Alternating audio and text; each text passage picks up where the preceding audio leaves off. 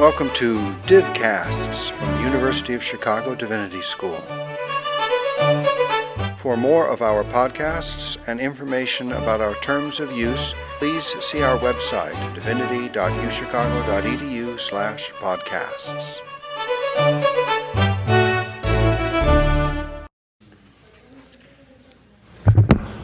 All right. I guess we can begin. It is my pleasure to introduce our speaker for today, Professor Frank Perkins of DePaul University, and lately visiting officially, I think, at Nanyang Technological University in Singapore, in the philosophy department in DePaul for many years. Professor Perkins is an expert in Leibniz and China, in continental rationalism broadly construed too, comparative philosophy, early excavated philosophical texts in China, I'd say. His most recent book, which is closely related to the topic today, is called Heaven and Earth Are Not Benevolent, translation of Dao De Jing 5 Tian Di Bu Ren. The problem of evil in early Chinese thought or philosophy, I believe. So please welcome our speaker, Professor Frank Perkins.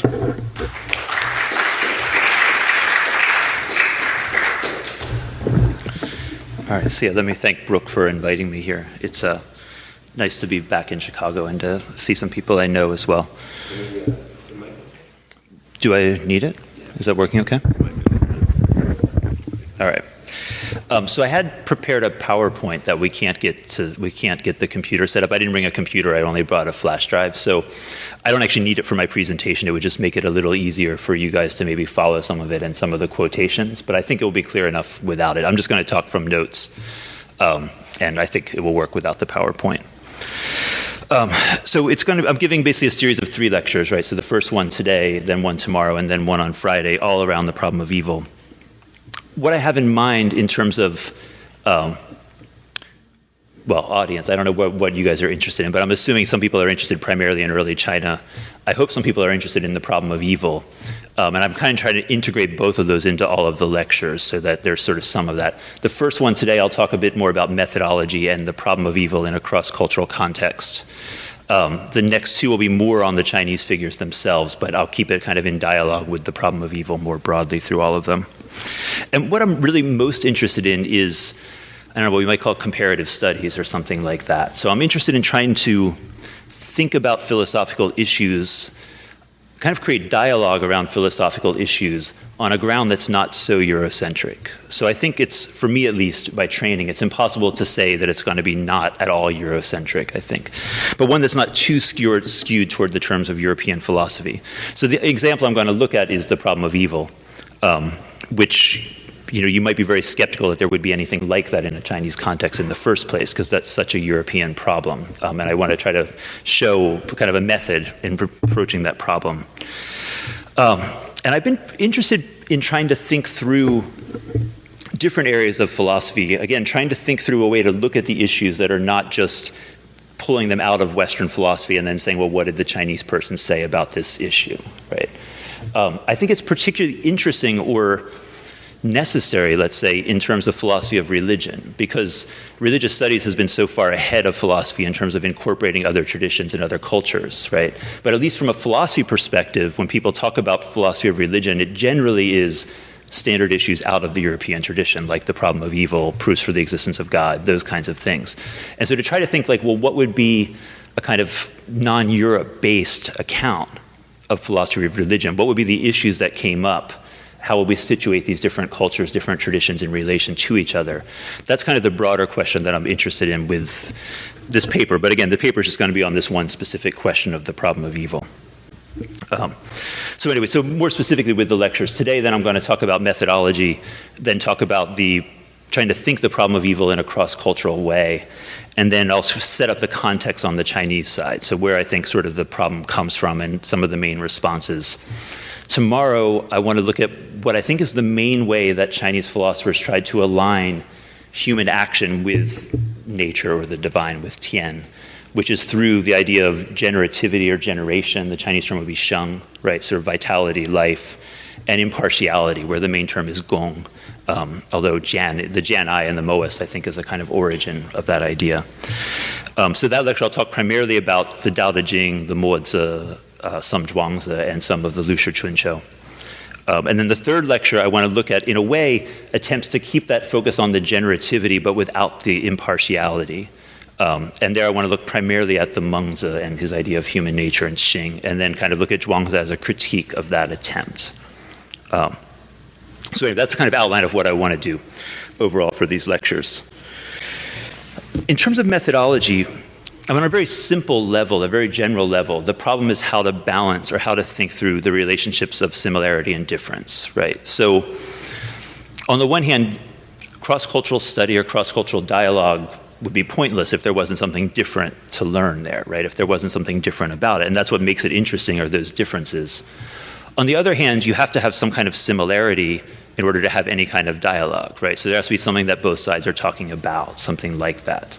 And the difficulty is that you can't just separate those and say, like, well, okay, here they're talking about the same thing. These things are the same and these things are different, so there's no basis for dialogue here. There's some way in which the similarities and differences are thoroughly integrated on every issue, right? So I think that there's no significant philosophical term in Chinese philosophy that translates easily into English without much problems. I mean, I think any concept that you pick is going to be slightly different from any equivalent concept in the European tradition, and I would say vice versa as well, right?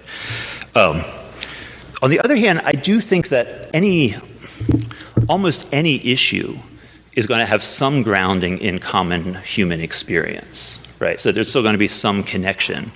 But there's really no way to sort of separate those out easily, what's the same and what's different in it. And I think, conceptually, it's hard to think that kind of relationship. And I think, philosophers haven't spent much time on it because they don't really have any interest in cultural difference in the first place very much, right? I think other fields are ahead in trying to think through these kinds of comparative issues. So more concretely for a strategy, what I've tried to do in general is, if two things seem the same across these traditions, try to look at how the context makes them different from each other, right? And if two things seem different or completely disconnected, try to think how they might be rooted in some kind of common experiences that we could base a dialogue around. And that's a kind of expansion of a brief phrase that Li Yearly used, which was something like to plot similarities and differences in similarity, right? It's a kind of brief comment he makes that I think is crucial for any kind of comparative work.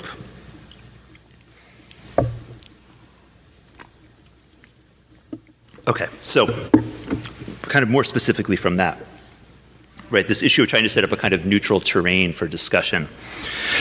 I assume that the world can be carved up and labeled and categorized and problematized in many, many different viable ways. Right, and I take that point myself. I get it primarily from the Zhuangzi, but you could get it from lots of different places. I think anybody who has worked deeply on the history of philosophy, a historical perspective or a cross-cultural perspective, I think has to accept that point. And I would call that kind of the terrain of thought, right? In the sense that it's a kind of basic mapping out of what positions that you can take, what becomes possible to do, right? That doesn't mean that I think that terrain is arbitrary. Right, so to say that it can be sort of divided up, problematized in a lot of different ways, is not at all to say that those are arbitrary or that it can be problematized in any way, right? And I think a lot of discussions of cross-cultural methods suffer from the fact that everybody sort of caricatures the other side or puts them on an extreme, right? And I take a position that I get most clearly out of Brooke, but other people have made, which is that the problem is that there are no sort of lines of division that you can pick out that are there. The problem is that there's too many of them, right? So you can only focus on a certain amount at any given time. So to formulate something into a certain problem is to obscure other ways that could be formulated, right? Which again is not to say that you're just making up the problems, right? But you are selectively picking out certain ways of configuring a situation, certain ways of conceptualizing something, certain ways of phrasing a question. So if we use a terrain that's coming out of European thought, right, there's two obvious problems with that, I think, that you see quite commonly. The most obvious one is that the Chinese side will be at a disadvantage, right? So you're evaluating them using concepts that they themselves didn't use, or you're looking at them for answers to questions that they themselves were never asking. And so, of course, they don't look like they do that very well, right? Because it's not what they're actually trying to do. And it's remarkable how even people very sympathetic to Chinese philosophy generally portray them as very bad thinkers when it comes to this kind of using this kind of method. I'm thinking here, one example would be, say, Brian Van Noorden's book on consequentialism and virtue ethics in early China. So he's very sympathetic to Mencius. He's a Mencius scholar. But in the end, Mencius ends up looking pretty incompetent because Mencius didn't even recognize the distinction between virtue ethics and consequentialism. Like whenever the philosophy gets complicated, he has to bring in terms from contemporary analytic philosophy, basically, right? Which makes it seem like Mengzi was just kind of really confused, you know. And he picked out a few obvious things like you should care about family, you know, things like that. But they end up looking anyway like not very good philosophers. And I think that's ironic because really, from the perspective of most contemporary philosophers, the worldview that the Chinese were working with is much closer to what they would think is the truth than was the case through most of Western philosophy. And I say that because, because most contemporary philosophers are not using a kind of strong theism, right? And that colors Western philosophy, at least into the 19th century, right? And so Chinese philosophers are in a way working with a system that's much closer to what a lot of philosophers now would be working with. So it's ironic to have them end up being portrayed as very poor thinkers, you know. And at least on the issue of the problem of evil, I think they're as sophisticated as anything that happened in Europe, right? And to me, more relevant to me personally, at least. So anyway, that's the one problem, is this putting Chinese at a disadvantage. So that ends up fueling a kind of sense of European superiority, which I think, you know, we obviously have to want to avoid in trying to do comparative work. The other thing is that the greatest value of comparative work to me is in showing how the terrain could be configured differently, right? So it's the way of showing us where things that we take for granted, assumptions we don't even realize are assumptions, right, appear as assumptions when you start looking at a different tradition. I think I've seen it attributed to various people, most often to Max Mueller, but the idea that someone who knows only one knows none, right? The point there is that if you only know one thing, you can't really know that because you can't recognize things unless you have a contrast with it, right? And of course, aside from putting our own assumptions into question, we can find new ways of thinking about problems, new ways of formulating things, that kind of stuff. But that can only happen if we don't just start by using this kind of terrain out of our own culture, right, out of European philosophy.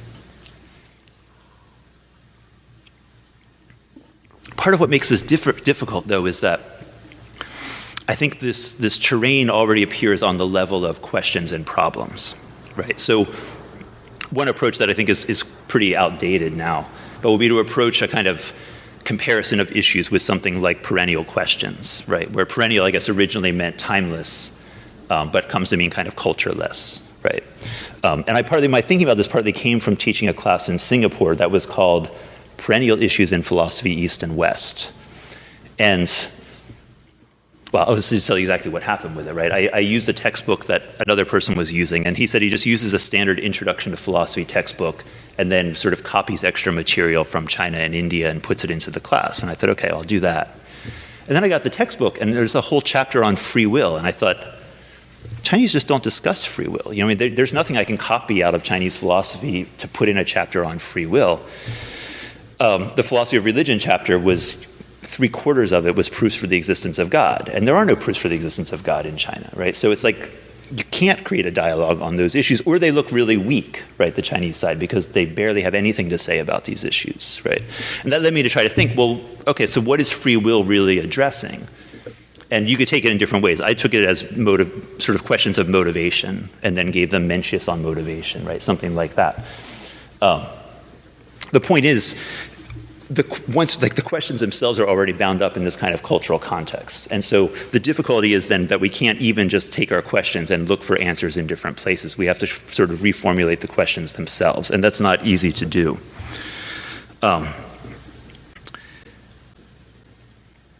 So again, there's this question about the kind of arbitrariness. I don't want to say the questions are arbitrary, right? But I do think most of the questions philosophers ask are not what we might call perennial questions, right? So there's a real way that the relationship between mind and body as a problem was not a problem until after Descartes, right? It just wasn't an issue until then. If you were to take a Chinese context, the relationship between Li and Qi, right? Li like principle, coherence, Qi, vital energy. That was not a question or a problem until Neo-Confucianism, until the Song dynasty, really, right? And that partly shows why, I mean, the questions and the concepts can't be separated from each other, right? So how you would formulate something like the problem of evil is going to depend on what idea of God you have, right? So there's a kind of, it's not a hermeneutic circle, but a kind of circle where certain concepts will generate certain kinds of questions, which will then lead to new concepts, right? So that this level of the questions and the answers, in a way, can't be separated from each other, right? So at the same time, like I said, I don't want to take the questions as baseless. And so I think that for the most part, they emerge from real tensions in our experience. And I think a principle of hermeneutic charity demands that we take that position, right? It's not plausible that you would have lots of really smart people in a tradition talking about something that was utterly meaningless. I mean, it's possible, right? But it's not very plausible that that would be the case. And so when it seems like this question has no connection to us, we need to think like, well, what is it that in their circumstance generated that question or led to that kind of question? At the same time, right, there's clearly also contingent cultural factors that shape these questions. So, questions of political arrangements, questions of technology, questions of language as well, I would say. And those sometimes overlap. So this is part of where comparisons become relevant. So I think, for example, a lot of what China is talked about in Chinese philosophy is relevant partly because, they were dealing with situations of sort of a large degree of centralization, division of labor, a certain social structure that is not universal at all, right? But that given that social structure, you're going to tend to have certain kinds of issues or certain kinds of questions arise. And there I'm thinking partly of a scholar at Fudan who's been, Bai Tongdong, has been arguing that warring states China faced a number of the conditions that actually define Western modernity. And that there's comparisons to be made between Western modernity and early China because of these problems of centralization and having to deal with people that you don't know and that kind of stuff.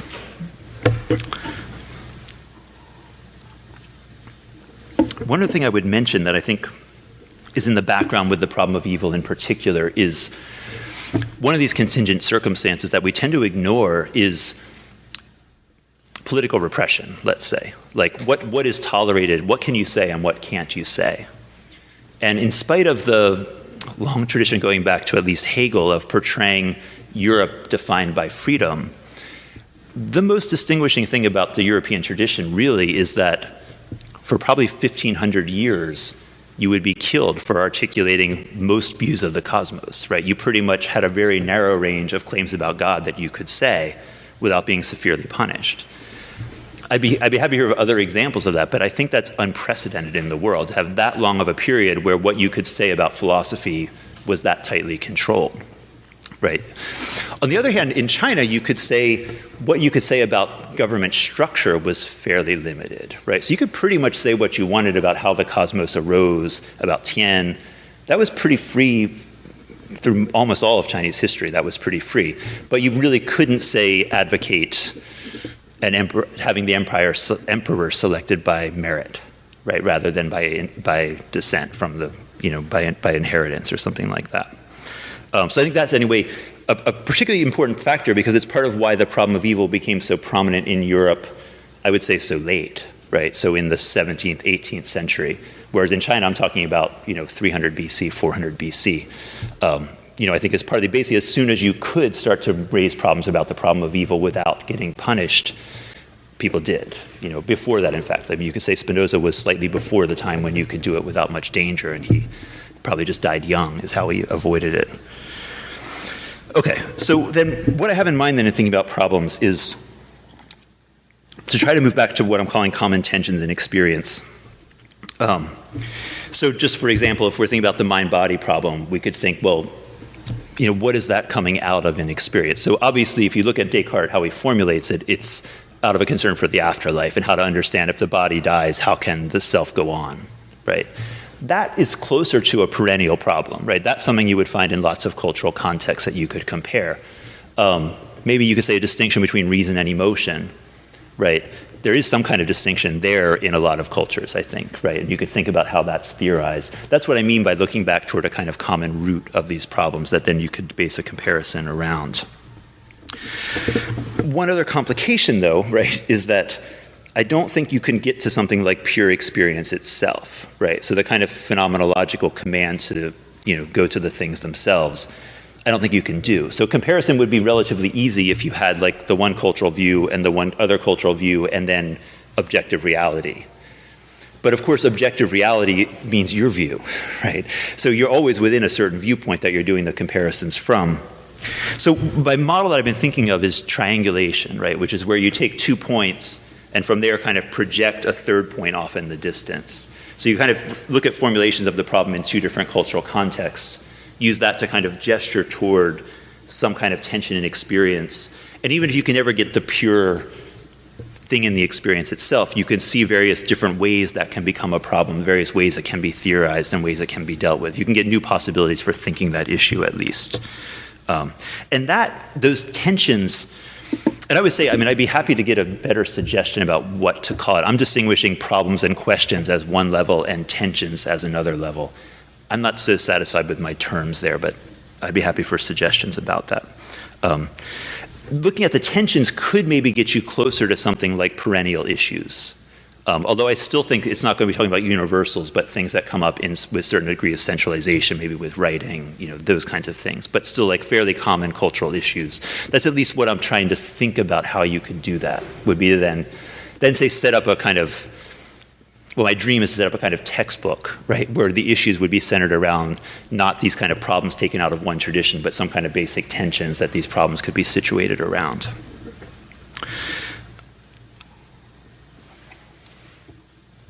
Okay, so then the problem of evil. If we take it as the classical problem of evil, it doesn't happen in China, right? There's not a similar idea of God to have something like the problem of evil in the kind of traditional classical sense. Turning toward the roots in experience, the root I want to look at is the fact that bad things happen to good people, right? That's what I'm taking as kind of the thread to look through the Chinese tradition with. Now, I'll note that's already not a pure experience, right? Because we're already labeling some things as bad and some things as good. And more importantly, we're talking about good people in a sense that good people should get rewarded, right? Now, I think that's fairly common across cultures, both of those points. But again, it's not a kind of pure phenomenon or something like that, right? It's a certain cultural construct already on that level. But so if you think about just this fact that we see that there are people who we consider morally good who end up having bad lives. They die young, they get cancer, whatever, unfair things happen to them that are never corrected. And you think, well, why would that be a problem? Like, what tensions would arise from that? What questions would arise from that, right? If you just think about it, you could look on a lot of levels. So one is that if we assume most people are motivated by wanting rewards and avoiding punishment, then you have certain sort of obvious questions. One is, why should I be good all the time if being good all the time is not going to be consistently rewarded, right? A line of thought out of that might be, well, if success doesn't necessarily come from being a good person, what does bring success? Like, what actually should I do if what I want is to be rewarded, right? If what I want is good things. In the other direction, we might say, well, okay, that's true that being good doesn't always bring rewards, but how can we structure the world to make that true? Right? What could we do to ensure that kind of justice? That, I think, is the line that Xunzi takes. And I'm not going to talk about Xunzi in these lectures, but I think that's basically the line that Xunzi takes is, yeah, in nature, the powerful do the best, right? And we want to structure a society in which that is not the case and that good people do the best, right? There are other levels of questions, though, right? So one would be something about the purpose of life. So we might say, well, does a good life require material success at all, right? If we recognize that goodness is not going to bring material success, well, maybe material success doesn't matter that much, right? Maybe there are other internal goods that are more important, right? That would be a kind of line that the Confucians in general tend to take. There might be an idea of, well, maybe we should just give up our moral categories and accept things the way they are, go along with things as they are, right? I think that's roughly the position that Zhuangzi takes. In addition to that, there are certain sort of psychological problems that come out of it. So a question would be, can we cultivate ourselves so that when we face failure, we're not upset about it, right? Or how can we make ourselves stay committed to goodness while recognizing that we might not succeed and might not be rewarded for it? So these are, I think, questions that would come out of just this observation that bad things happen to good people. And they're the kinds of questions that were actually more central in Chinese philosophy. Right, so if we were to kind of broadly think about the problem of evil in a really broad sense of problems that come from recognizing that bad things happen to good people, I think those would all be kinds of problems that would fit into that category. I think that there's something deeper than that. And what's striking, as I was preparing this, it struck me that I think all of the major religious traditions ultimately deny the claim that bad things happen to good people ultimately, right? They pretty much all claim that in the end, it works out that good people are rewarded. And probably that is the least plausible claim that all religions share. You know what I mean? Like it's interesting, right? Because it's a claim that in the bigger framework, things are really not like what we experience here, right? And this is not to say it's not true or anything like that, but it is a kind of strange common point that they share. That's kind of counterintuitive, right? And so there's got to be some really strong drive toward holding on to that view. A cynical view would be to say, well, it's a very effective means of social control to say, if you're bad, you will get punished. You might think you're going to get away from it, but you will get caught, right? The Mohists are pretty overt in saying that. They say, you can run off into the deepest, darkest forests, and heaven will still get you and punish you. But I think that's too superficial still, and that's too cynical as well. I think ultimately this problem is kind of fracturing the relationship between human beings and nature, or human beings and the divine, right? And so I think it's not just a question of the existence and nature of God. And I think it's not just a matter of sort of satisfying our desire for justice, right? I think ultimately the issue is around the status of human beings and human morality and human concepts, right? And so you could think about theodicy, right? Theodicy is the attempt to justify God, is always, I think, really, we might say anthropodicy, right? The attempt to justify human beings. Because if the universe is structured according to our values and our concepts, right, then first of all, that means we're radically different from everything else in the world, right? So we assume that according to our idea of goodness, good people get rewarded.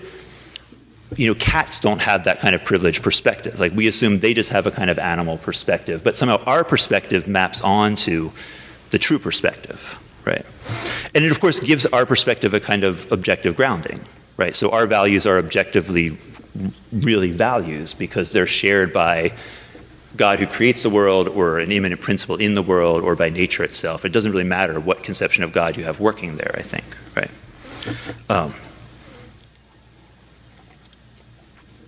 When we see that bad things happen to good people, it shows that, in fact, the world is not ordered according to our values, right? And that suggests that the world, or its creator, or the divine force in it, is in fact not like us, right, and doesn't share our perspective. And that then throws our values and concepts into radical question, because it makes it seem like, well, they're just ours, right? They have no bigger grounding than the fact that they're ours, that we happen to have them. And that, I think, creates a kind of existential angst, right? A kind of ungrounding that our perspective has no more significance than that of cats, let's say, right? And we might say, furthermore, that if there's something we might call an instinct toward religiosity, and what I have in mind there is some tendency to show reverence toward nature or the creator of nature, something like that, then the problem of evil actually throws our kind of ethical intuitions into conflict with these religious intuitions, right? Because our ethical intuitions say this is not the way the world should be, this is not the way things should be. But our religious intuition wants us to somehow honor that same thing, right? Nature itself, or again, the creator of nature. I don't think it really matters which, where you stop it. So this is where I was going to use the PowerPoint to help lay out the arguments, but the classical problem of evil, right, is basically this. If God is perfectly good and God is perfectly powerful, then anything that God does should be perfect. This world doesn't seem to be perfect. And that would then suggest that either God is not perfectly good or God is not all-powerful, right? That's the sort of classical problem of evil. The original formulation, or not the original, but the earliest one we know of in the West is from Epicurus, probably. But that's sort of Hume's formulation of it. It's kind of standard formulation of it. That doesn't really apply to China because it doesn't have the same idea of a God who's perfectly good and omnipotent. Is really never there. But I think if we reformulate that problem in kind of more, in a more fundamental way, let's say, it's really, I think, a tension between 3 points.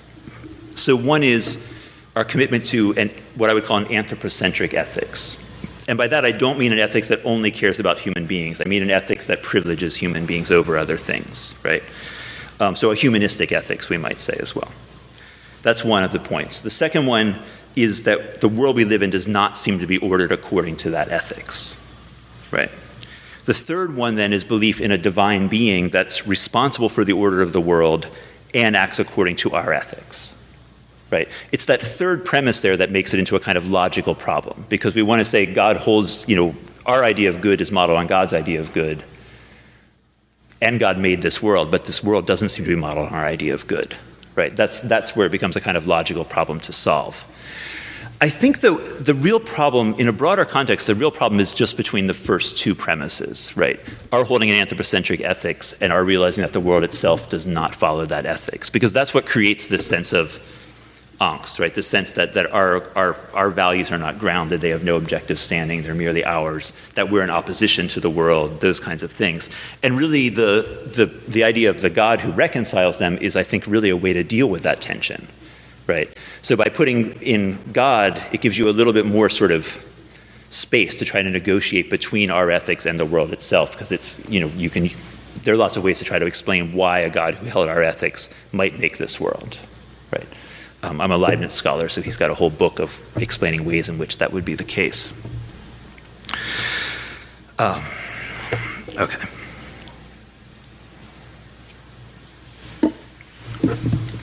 Okay, so let me then move more specifically into the Chinese context. Well, let me say just briefly about in the European context, very briefly. If we're looking not so much then at this sort of technical classical problem of evil, but this more fundamental tension, I think we could really look at 3 different problems that arise in Europe around that. So one would be the classical problem of evil, about whether God, a good, powerful God, exists. A second one would be debates about what's called radical evil.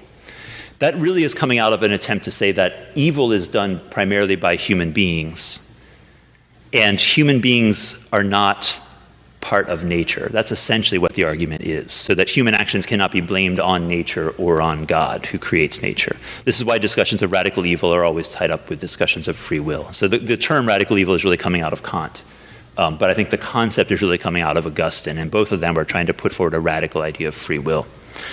A third one, though, that we don't normally associate with the problem of evil would be philosophical reflections on tragedy. Right, so that would go back to Aristotle. Hegel has significant discussions of that. Nietzsche, of course, Heidegger, all the way up to, say, Martha Nussbaum's stuff on the fragility of goodness, or my colleague David Krell has a book on tragedy, that kind of stuff. In a way, that, as much as the stereotype of China is that there's no concept of tragedy, those kinds of considerations, I think, are actually more relevant to the Chinese context, and that, I think, will become clear as I go through. Okay, so then turning to the Chinese context more specifically. I think there's 2 particular problems that arise in China, in Chinese terms, let's say, that we can associate with the problem of evil. And I want to kind of question both of them, at least indirectly. So one of them is what I would call the tension between 2 mottos. One is Tianren Heyi, which is the unity of heaven and human, or the alignment of heaven and human, the harmonizing of heaven and human. And another motto, which was Tianren Zhifen, which is the division between heaven and human, a kind of division of roles between heaven and human. So the stereotype of China is this idea of Tianren Heyi, that it's all sort of harmony between human beings and heaven.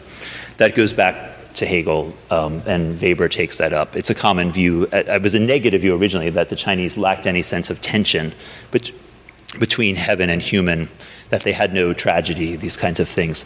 It's taken up positively also. So I think that goes back to Grenet, probably's reading, but certainly say Roger Ames, people like that, they praise China for this harmony between heaven and human, not seeing a kind of conflictual model there. And I don't really want to deny the centrality of this ideal there, but I want to say that it was a serious problem for them because they fundamentally recognized Tianren Zhifeng, the conflict between heaven and human. Right? And so much of what they're trying to do is recognizing this disalignment between human beings and nature. How do we figure out how to reconcile those together? Right? So this became it's not an assumption, let's say, that they make, Tianren Heyi. It's a goal that they're trying to explain and trying to reach. The second one is the status of Chinese humanism, right? And there they sometimes use renwen juyi, which would be humanism literally. Sometimes they use humanistic spirit, renwen jingshen. I don't know when that started. I've asked a number of people and no one has been quite clear on when that idea sort of became big in China. I know by the 50s it was around. Tang Zheni has a couple books on the humanistic spirit in Chinese philosophy. Probably the most influential in the West was Wing-Tsit Chan, I think the first chapter of his source book on Chinese philosophy, which was what made a lot of these texts first accessible in English, is called The Spirit of Chinese Humanism, right? And kind of like with the Tianren Heyi, I don't want to deny that there's this humanistic aspect of Chinese philosophy, but I want to say that, again, this was fundamentally a problem for them, right? Because, again, they recognize this disjunct, in a way, but disalignment between heaven and human, and that then throws the human into question in a much more radical way than happened in Western philosophy, I would say, until the 20th century, really, right? So you have people who are, I think it's not too bad to describe them as post-humanist, right, Zhuangzi. It's just that the period of humanism only lasted a very short time in China, right? They were kind of all post-humanist in some sense very quickly. But the point I want to make is that there was a struggle around the status of human beings and how to justify the status of human beings, and that humanism is should not be taken as like fundamental assumption of the Chinese spirit or something like that, right? It was really a kind of reaction against actually a kind of fragility of the human, right, is why they focused on the status of the human. And this will come up more in the third lecture with Mengzi and Zhuangzi, I think. What's interesting is that both of these mottos, they're grounded in the Chinese tradition, but they really became only prominent as ways of relating China to the West, right? That's when they really became highlighted as defining the Chinese tradition, so that there's not a kind of agonistic model. That's why they emphasize the Tianren Heyi. There's not this kind of opposition between human beings and nature. The humanism was really meant to contrast the kind of theistic orientation of Western thought, right?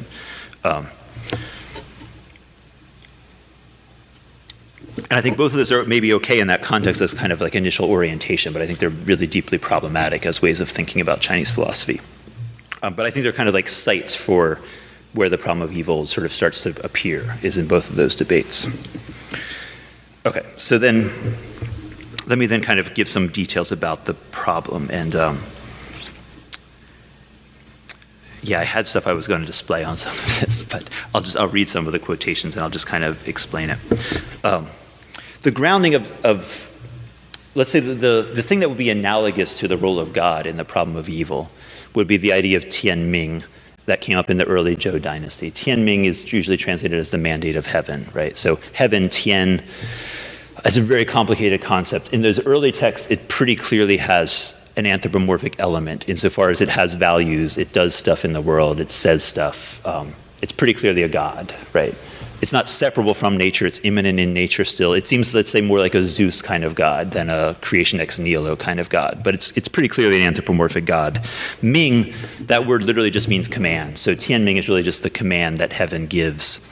As time goes on, Ming comes to have a sense more of something like blind fate, or a way of labeling events that happen that are not just, right, but just happen and we have to just accept them and deal with them, things that are outside of our control.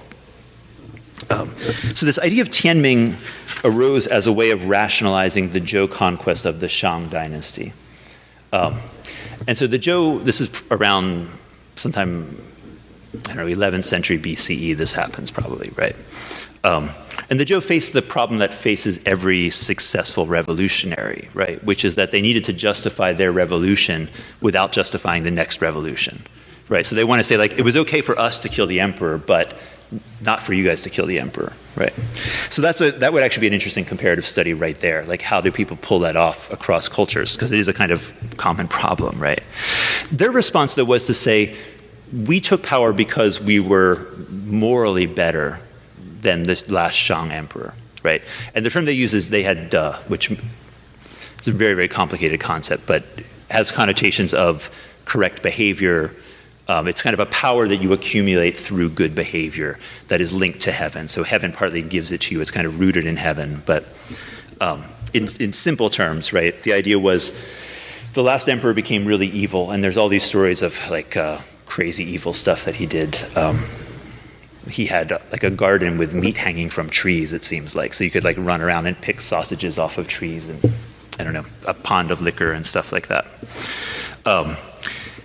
And King Wen and Wu, who overthrew him, were virtuous. They took care of the people. So heaven basically made the bad emperor lose power and made King Wen or King Wu rise to power and take over, right? So it's a kind of simple story of the victory of good over evil, right?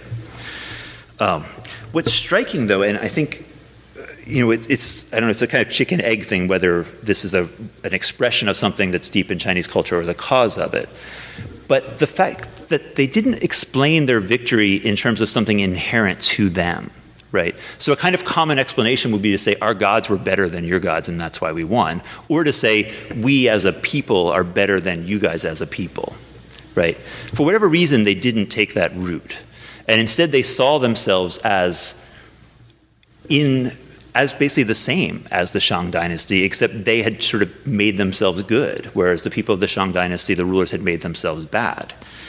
And this, I think, has really significant consequences, right? So one thing it did was it created the idea of what we now think of as Chinese culture, right? Because instead of presenting themselves as a kind of clan history of the Zhou, they instead presented themselves as inheritors of the past two dynasties, right? So it became it kind of broke from just a clan history to, it's problematic to call it a Chinese history, but something like that, right? From the Xia dynasty was seen as the earliest, and the Shang or Yin dynasty, and then the Zhou dynasty. I think it's connected with a very common view throughout Chinese philosophy, which is that by nature all people are equal. Right, so I think it was connected to that, a sense that they're just people, they're all people, right? They're not inherently superior. There's not a conception of something analogous to race or something like that, right? That was at play there.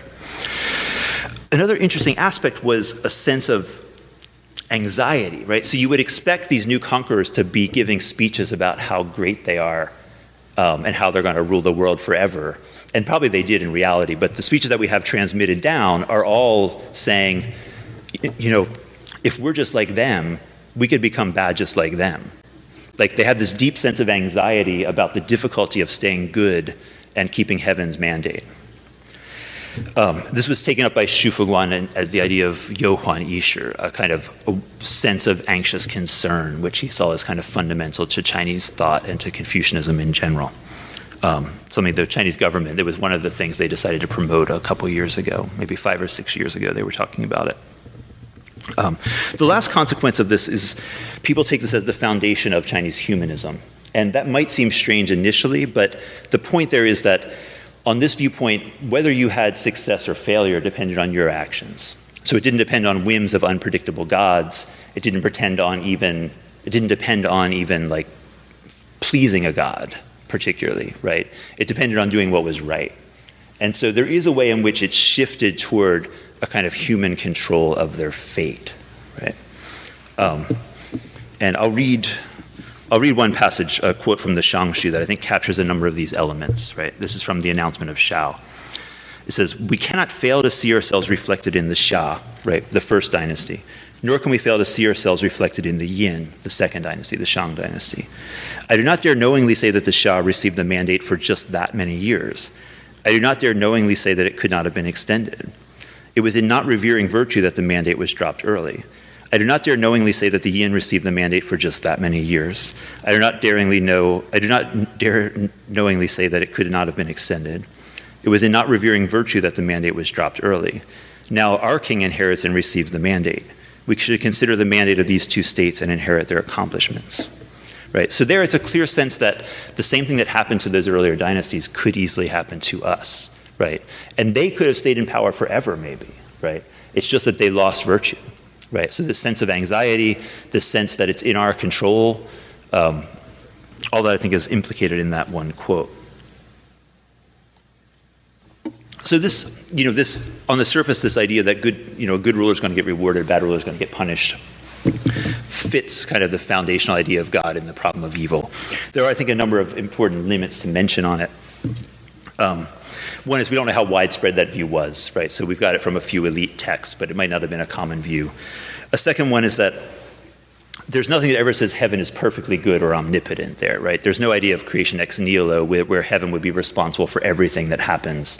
If you really look at the way the mandate of heaven works out, it clearly assumes that heaven is not completely fair, because the way it works is actually kind of like the logic of economic sanctions. So heaven, like basically the ruler's people get so miserable for so long that they finally rise up and overthrow their ruler. That's the way the mandate of heaven works.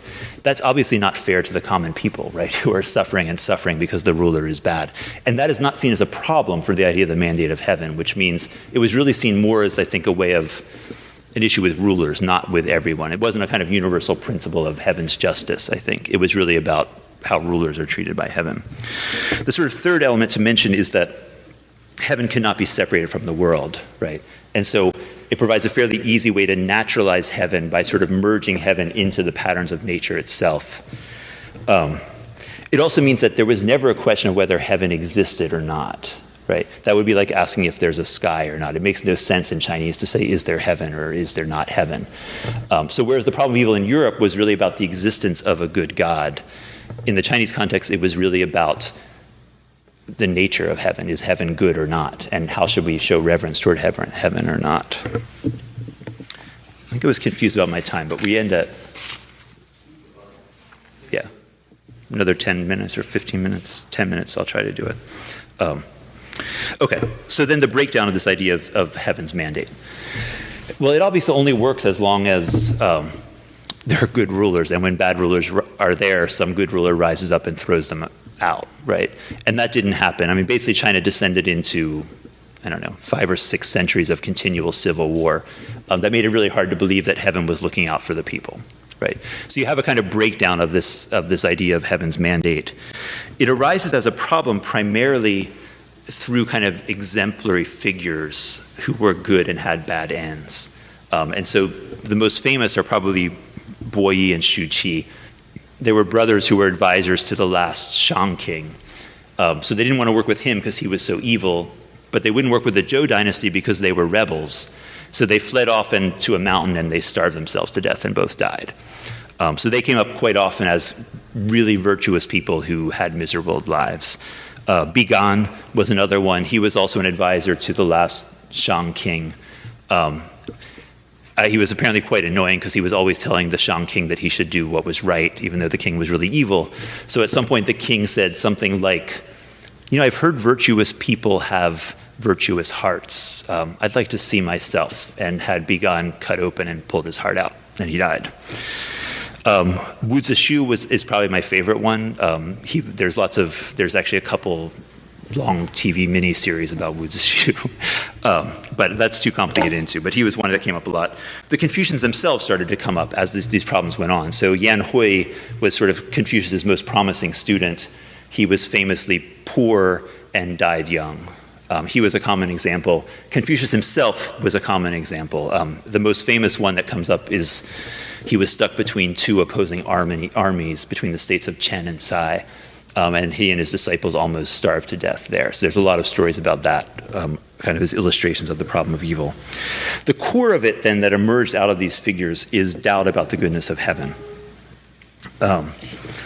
So one example I'll give you, the clearest example of something like the problem of evil in a Chinese text is an excavated text called The Discernment of Ghosts and Spirits. It's Gui Shen Zhi Ming. And it starts out with the story of King Wen and, saying, he was good and he became powerful and was rewarded.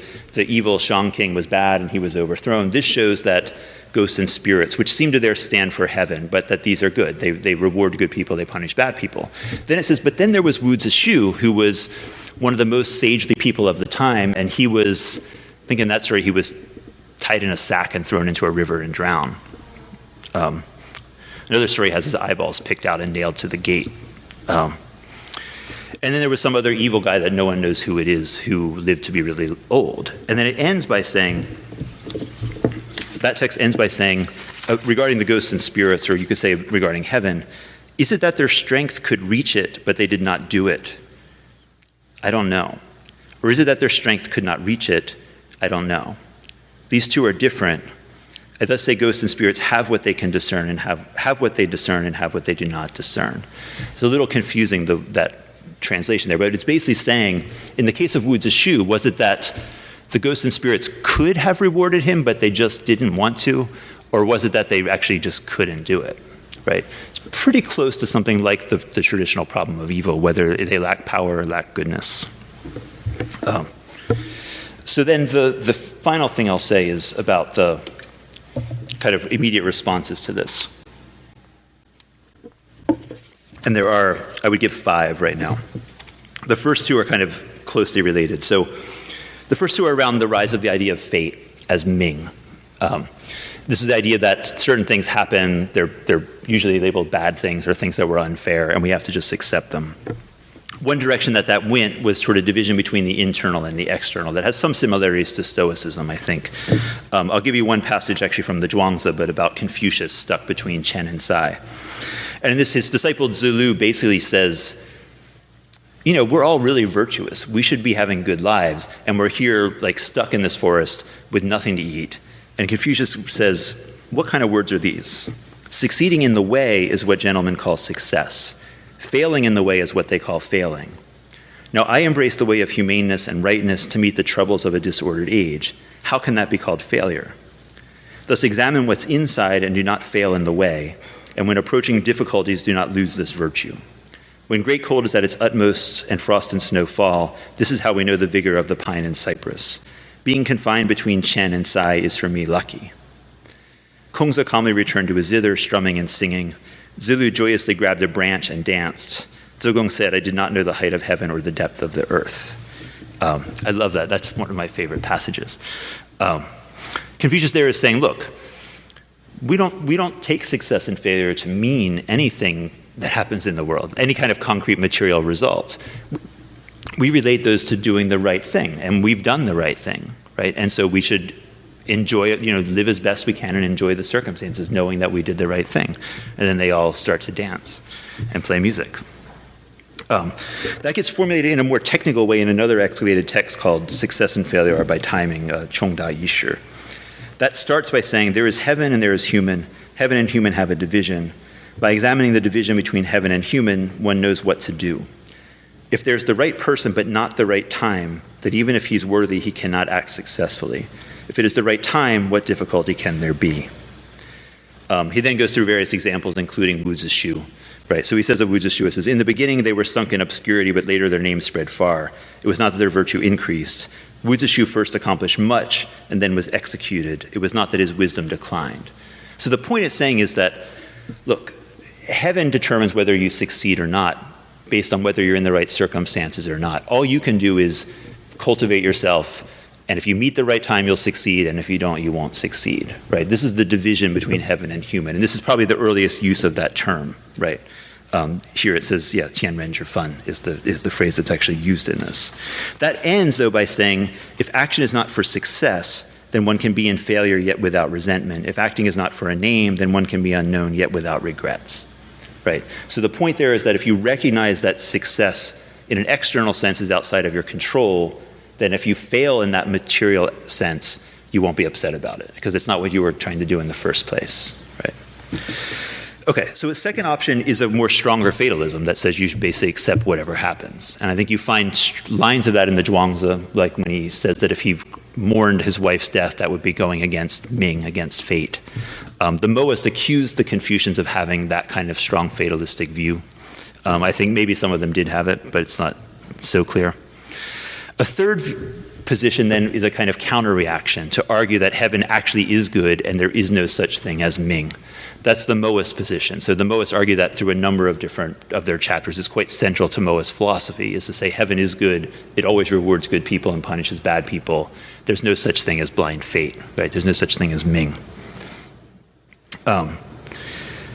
Fourth alternative, I will say that Moist position seems to have lost out, and they were the only ones arguing that position. On a kind of philosophical level, that position seemed to lose out, right? And they were, like I said, at that time, they were the only ones that we know of that were arguing that position, although in kind of common practice, or, religion on the common people might have continued to believe heaven was good.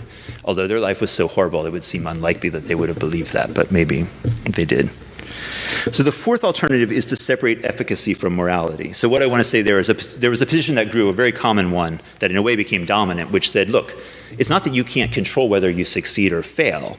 It's that morality is not going to bring you success, and immorality is not going to bring you failure, right? What you need to do is look at what actually brings success, and then you will succeed, right? And you find lots of versions of that. I think the Tao Te Ching, in a way, is basically taking up that position. I'll give you one quote from the Zhuangzi, which says, Bo Yi died for a name under Shouyang Mountain. Robert Zhi died for benefit on top of Dongling.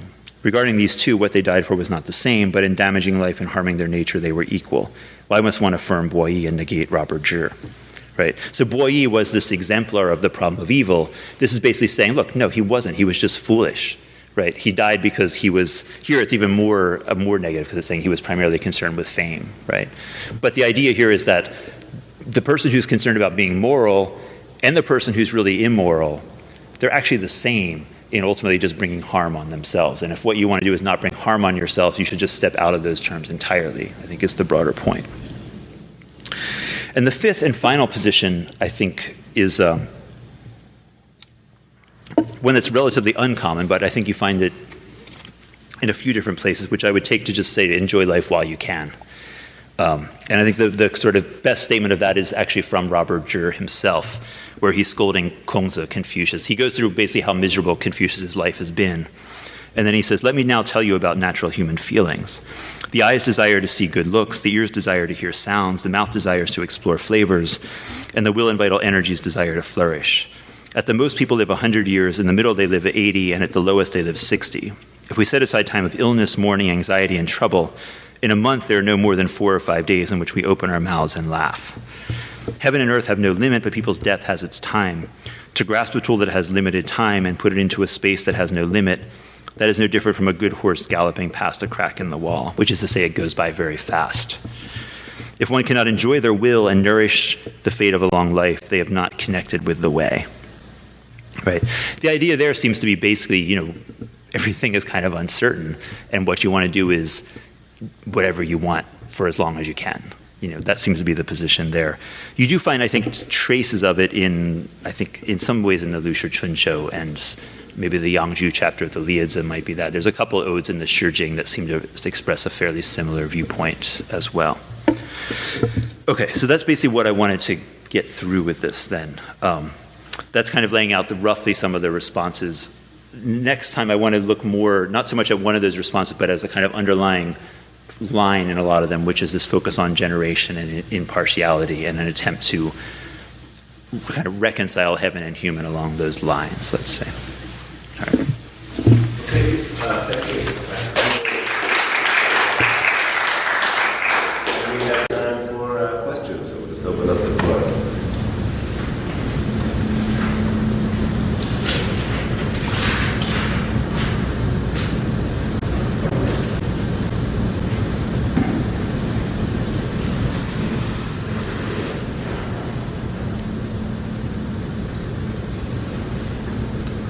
No one is asking me that kind of question. So this expectation that good things are supposed to happen to good people, can we also say that it's just an extension of assumptions around the predictability of nature? We can as well just talk about hardworking people getting successful, the expectation that a hardworking farmer will be rewarded in his harvest time. And of course, you can talk about natural disasters happening and such, and the hardworking farmer doesn't get rewarded, but there is still an element of, there is an expectation that he will get rewarded, that's what makes the motivation, there. So this reading a sense of order and predictability of nature or lawfulness of nature. We were earlier talking about how we can look at the root of something in human experience and what would be the root of that in human experience. And I'm inclined to say it's not obvious because nature creates as much disorder as order, but we are focusing on order there. Can it be an aesthetical choice? There you see kind of ethics and aesthetics kind of entangled as well, kind of focusing on that, or maybe just epistemological arrogance, kind of assuming book of nature is written in a way that's intelligible to us. But you see that assumption, this expectation of order, I would say both in the European tradition that you are looking at, also in the Chinese tradition to some extent.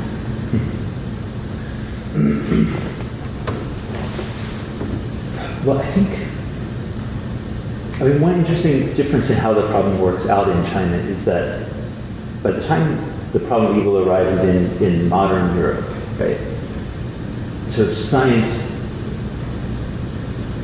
was already kind of strongly going at that point, right? So no one moved from the problem of evil to the idea that things are just unpredictable. Right. It was just a question about whether goodness brings you reward or not, about the rule of morality. But there wasn't really any question about whether there was a kind of underlying consistency in the world. I think in the Chinese context, the problem of evil led to a worry about that more fundamental question, that it's not just that good people, like you said, not just that good people sometimes have bad things happen to them, but hardworking people also sometimes fail. Right. And I think the Chinese side took that was much more of an issue, whether stuff just happens. They're not even concerned, you could say it randomly, right? But really, they're coming much more just from a human, not a kind of causal, deterministic, random question, but a human perspective. Things happen and we don't know why they happen, and they're not what we would expect to happen, right? And those are labeled then as mid. And I think the Confucian view tends more toward a strong sense that, you could work really hard and fail, right? You can't control what's going to happen. And this is why you shouldn't worry about those kinds of things at all. Right. So they're taking the more, I think, giving up a lot more of the certainty of a kind of order. The Mohists, on the other hand, they don't just argue that good people will get rewarded. They do say specifically about people working hard, expecting to succeed because they work hard, right? And they critique the Confucians for saying that's not going to necessarily be the case. So you could farm, and you might end up with nothing, right? The Mohists wanted to deny that point, basically, but they wanted to sort of argue against that as much as possible and say there is this kind of causal connection always there, In terms of what's the root in experience,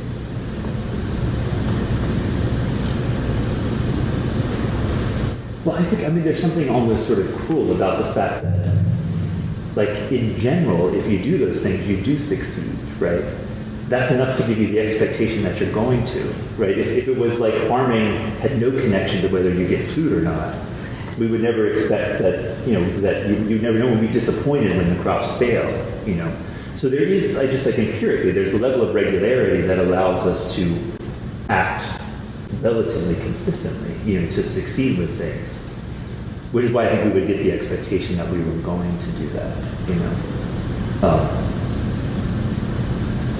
Yeah.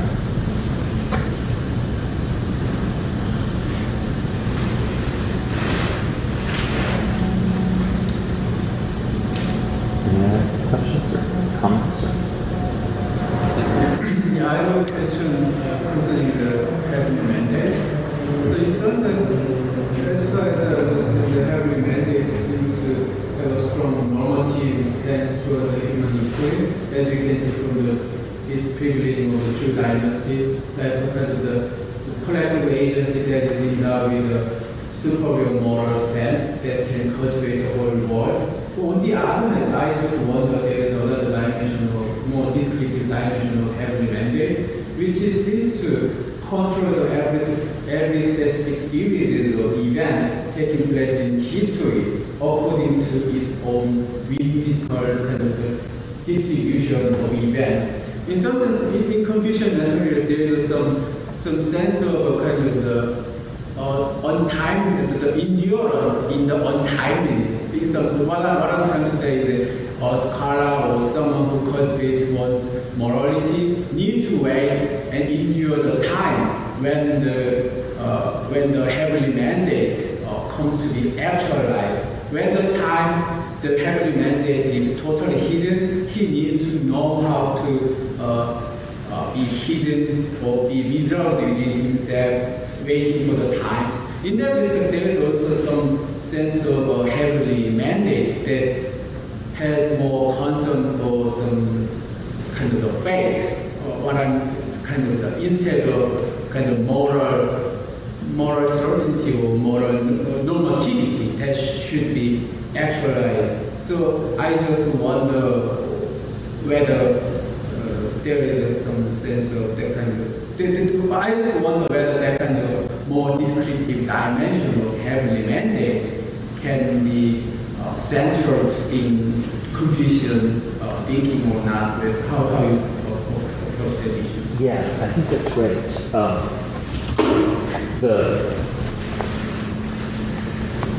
We're limited in what we know about the different times. So say the early Zhou, what we know about it had more just this normative sense of Tianyin, right? For the Confucians, it sometimes has that, and sometimes, like you said, seems to be just descriptive. And I think that partly, it seems like, again, the sources, there's not a lot of sources, but it seems like that first you have a split between Tian and Ming. So Tian keeps a more normative sense, and Ming has this more descriptive sense. But certainly, even in the Lunyuan places, and certainly in the Mengzi, Tian is being put more on the side of Ming. So they're both being used in this very descriptive way to just kind of describe what's outside of our control or something like that. But I think there's a couple of movements going on. So one is that,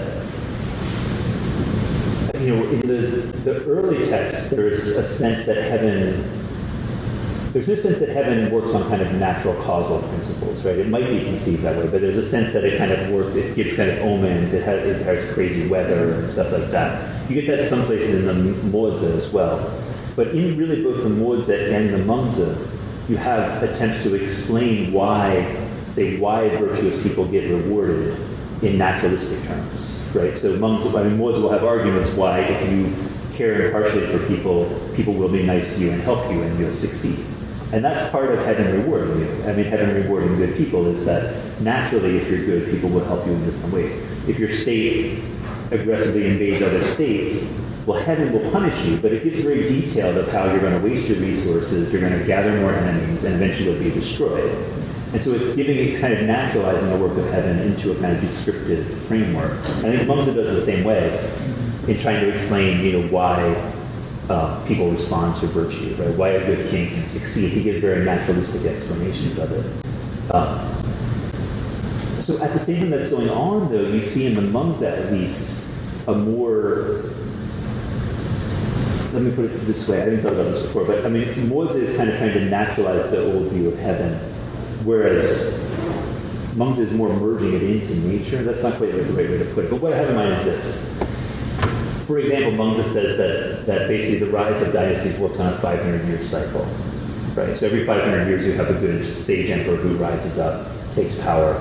That's a radical change of the idea of Tianyin, right? Which was that it's when a good person appears, then they take power. This is just saying, no, actually it's just a determinate historical cycle, probably modeled on the 4 seasons. You have winter, you've got spring, you get summer, right?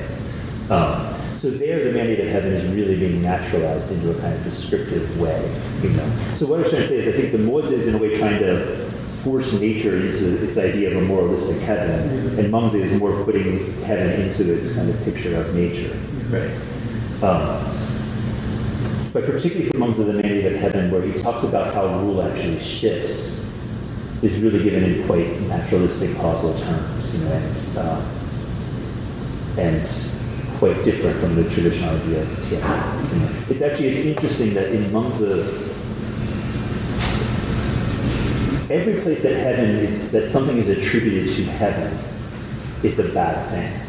There's not a single case of heaven doing something good in the Mengzi, right? It's always like, well, you should have been rewarded, but you didn't, and that's Tian, right?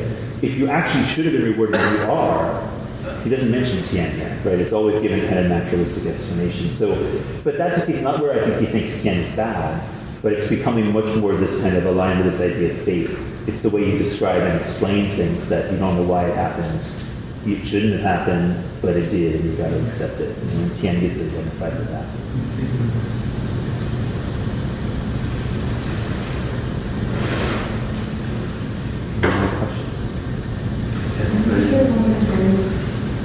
Right. But I guess my interest is when we talk about the W figures and how they're very virtuous, but then they're very miserable, or they have miserable ends. They take off their body, or they go to mountains and die, and then I guess if they're like looking at drawings of how like deformed figures, like the ones that walk, like. So I was trying to understand the relationship, which I'm pretty sure that's where you're going to, how these figures almost seem like they're elevated, like in status, because of this like altered or disfigured form.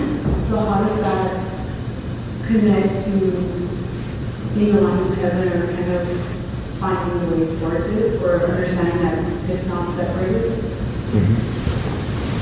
I'm not sure that's Yeah, it is. I mean, the figures of, say, particularly Boy and Shu-Chi, because they leave society, they would be in kind of a category with a number of other kinds of characters that appear in the Zhuangzi who might be exiled or that kind of thing, But I think the Zhuangzi would, as it's done in various places, I don't think they appear in the inner chapters, but various places in the Zhuangzi would generally criticize Boy and Shu-Chi because instead of adapting to their situation and sort of enjoying it, going along with nature, they starve to death, right? They don't have the sort of flexibility to nurture life. And so when they come up in that kind of context, it is as critiquing them for that. Like the passage I read, I think that's where it says, he died, it actually says he died seeking fame, But there are various critiques of them for being foolish, right? For sort of making themselves too prominent, that kind of thing. And so, the debate, those figures are interesting to look at because you can sort of plot out how the discussion is happening by how they're treated, right? So in Confucian texts, they tend to be straightforward, good people who had bad ends. But then, sometimes they're like fools, Sometimes they're just illustrative of how nothing can be controlled, and various kinds of things. The way that they're used differs across different texts. I think that the figures in the Zhuangzi with the sort of unusual bodies and that kind of stuff.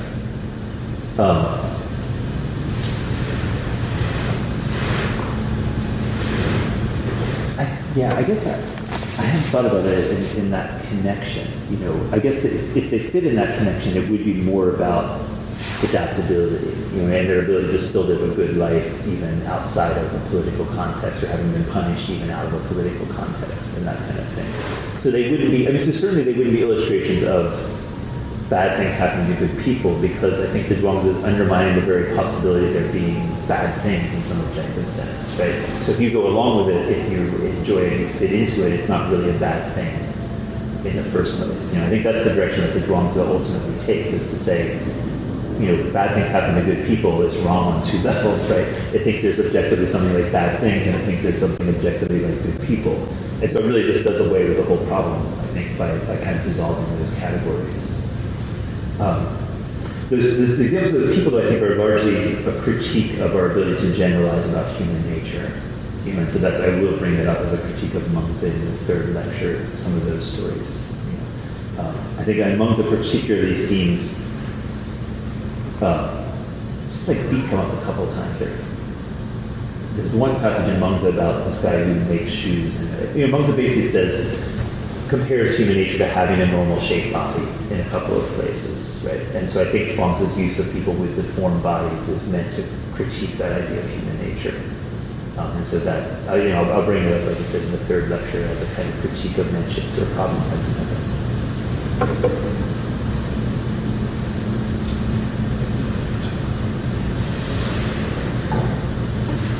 Other questions? Comments?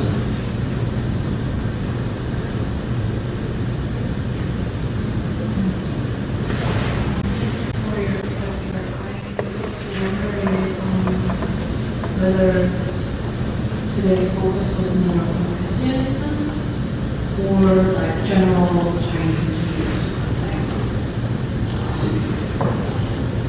In which like, I think that this might be a follow-up questions that we are thrown out, like, what will exactly heaven played out in this much naturalized and humanized human lives, and how there's motivation. So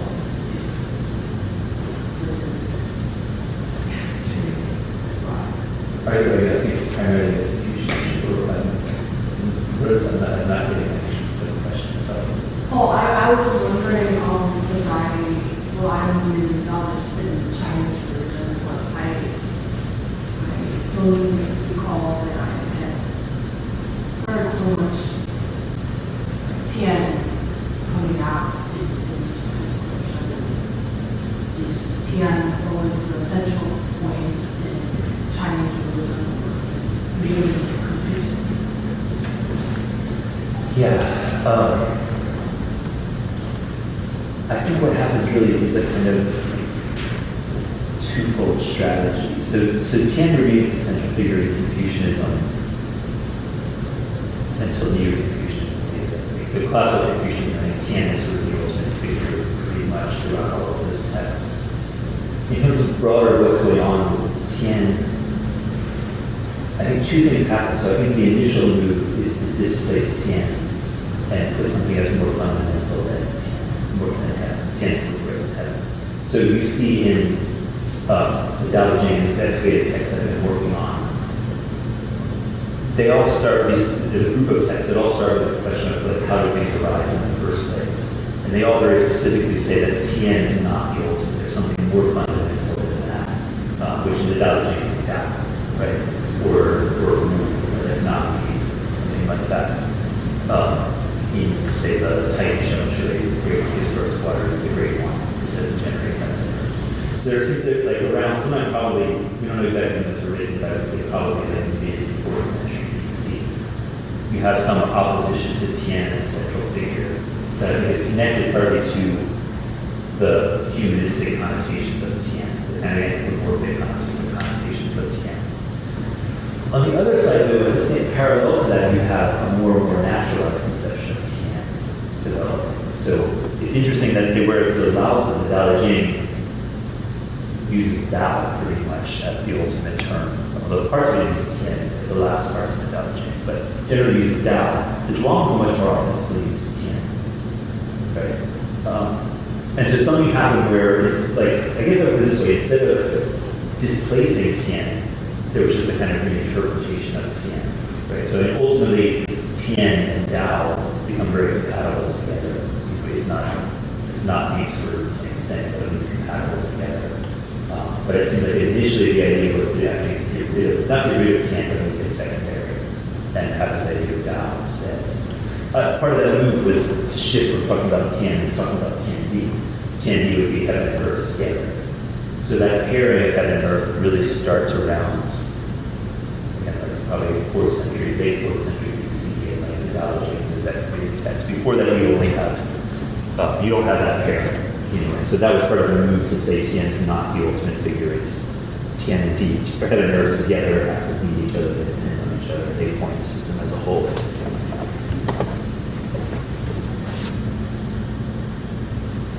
So I have a question about the difference in viewpoint.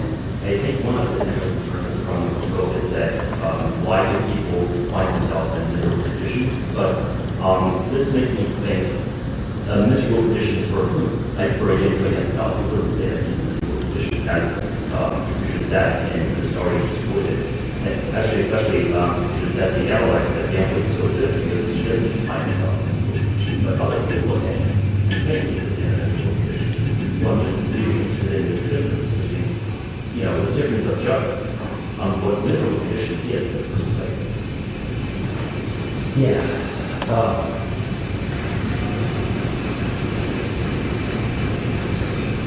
Is it a third question? No, it was very good. It's a hard question, so I didn't say what answer the question. No, because I think certainly in the Chinese context, that's one of the main moves that happened. And I would say it's the main Confucian move, right? Because the Confucians want to hold on to the idea that you should be committed to goodness, and they want to hold on to the position that that doesn't guarantee that you will succeed, right? Now, to have a philosophy that says, yeah, if you take up this way of life, you're probably going to be unhappy, is just not very feasible as a philosophy, right? So their response was to say, no, you can be happy. You just have to train yourself to not be upset by bad external conditions, you know. And so that becomes fundamental to their approach to the problem of evil, I think, is how do you remain joyous even when you're poor, right? And when no one knows you, when nobody recognizes you, those kinds of things. The Moists, you know, that's I'd say one of the positions. The Moists generally, I think, oppose that because they think that, I think they think it's not very plausible as like a general theory of motivation, and they think that, you know, if you tell people not to worry about external success, then they're not going to try for external things, and that nothing's going to change, nothing will happen, right? So there are various positions around it. I think say that Zhuangzi would go much further towards saying that not only is there not such thing as like bad things happening to people, you know, the whole idea of the good in there should be dropped out as well, right? I would say that the Confucians, there is a tension there, right? Because I'm actually in their position of ultimate contradiction, because they do want to change the world, face the world. So on the one level, they want to say, well, look, if you're poor, if nobody recognizes you, you shouldn't be upset about that. But, you know, if what that really means is, you know, Mencius goes to a bad ruler and tries to persuade him to help people and fails, all those people are going to be in misery still, right? And the Confucians tend to think you should actually be upset about that, right? So there's a kind of tension where it seems like it's actually from a practical point of view not really a tension. Their position is you shouldn't worry about your own sort of material conditions, but you should worry about the material conditions of other people. As a theoretical position, it seems to be incoherent. You know, like either you worry about external things or you don't worry about external things. Either they're all fated or they're not fated. But it does lead into a tension. How to apply that in the European context is what I was kind of struggling, because it seemed like you were saying that's part of the contrast about how the problem of evil is taken up.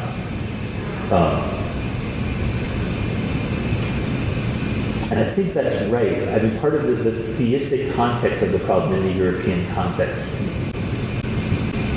makes it just not apply in the same way. So I mean, certainly one attempt at theodicy is to see the world as a kind of test, right? Or I forget the Hicks has a thing like soul building or something. I forget what the term is, but you know, the bad things happen to you because this is how you build up good character, how you become good. So that's a way of saying things that seem bad aren't really bad. You know, and so there are strategies like that in addressing the problem of people in Europe, but they're not so much around, you know, freeing yourself from worry about poverty and those kinds of things. I think there might be some exceptions, but I think in general it doesn't go that direction. But I mean, really, in the big picture, right, attempts to respond to the problem of evil pretty much have to end up saying all things that seem bad are actually good.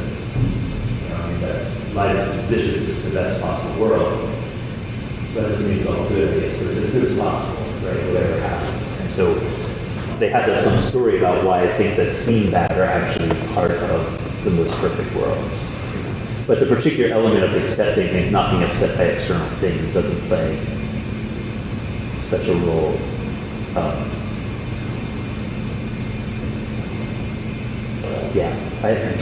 Sorry, I hadn't thought about that before. I guess one other way that it doesn't would be, there is some sense of resigning yourself to God's will, right? So you recognize that something happened, you assume that it must be good because God wanted it to be good. It seems bad for you, but you have to get along with it, right? You have to accept it and not be angry about it or something. So that may be actually kind of similar to the Confucian strategy. One more?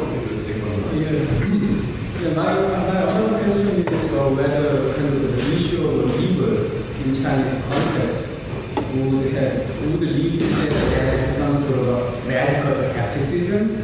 So actually, it is in the case of the Christian theology. which happened in the 17th century after the Lisbon earthquake. Beck is a theologian who thinks that when he interprets the Lisbon earthquake, he seems to think that that's the kind of the proof that the whole secret of the world is totally hidden, because it's because the providential God controls everything, but that control is really powerful, so it is totally hidden to our rational explanation, and it's just made of people just to accept any fate that might encounter with just a mere humbleness or that kind of thing. Like many people say that it's kind of a Christian skepticism or something. In the face of a real arbitrary play of the massive fate, just losing one's own agencies and just living humbly in light of that kind of total chaotic kind of massive trust of something beyond. So I just wonder whether in the Chinese context, I also wonder whether that kind of theological or religious tendencies of thinking that just loses its own any hope for agency and just leading to total despair or in human agency or any prospect or something. So do I make myself understood really? Yeah, but it's hard to think of comparison.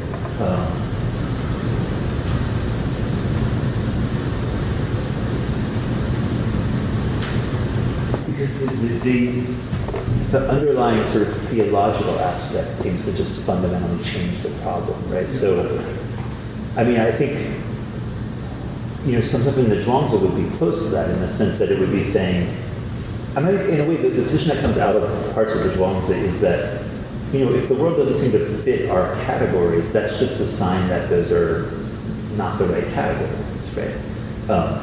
That seems like actually a pretty rational inference. When you see the way the world works, you see it doesn't fit our ethics. There's nothing else other than the world itself, that you're going to base it on. And so that would seem to suggest that our categories are not grounded. And I think Bale is moving in a similar direction, right? To say, look, God doesn't, whatever principles God works on, we can't see them to know, to label them as good or bad. I don't know that gives up a radical loss of agency in, say, a Zhuangzi context, though. But I think there's some similarities there, because ultimately, that response to skepticism goes in two ways, right? So say Leibniz says, we know what's good and what's bad, but we can't tell whether an event falls into the category of goodness or badness, right? Because we don't have the whole context. So something that seems bad to us might actually be good because we don't know the ultimate results. But we know what's good and what's bad.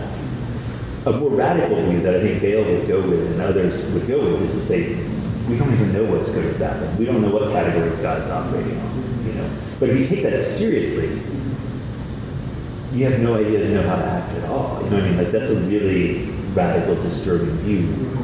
Because at least on Zhuangzi's view, you're not going to get punished if you pick the wrong alternative, right? That's the scary thing, is if you don't know what God considers good or bad, and you're going to end up getting punished if you did the wrong thing, that's a really frightening viewpoint, right? Which is why very few people ever take that viewpoint, right? But it comes up sometimes. All right, let's thank our speaker, and I hope to see you again tomorrow.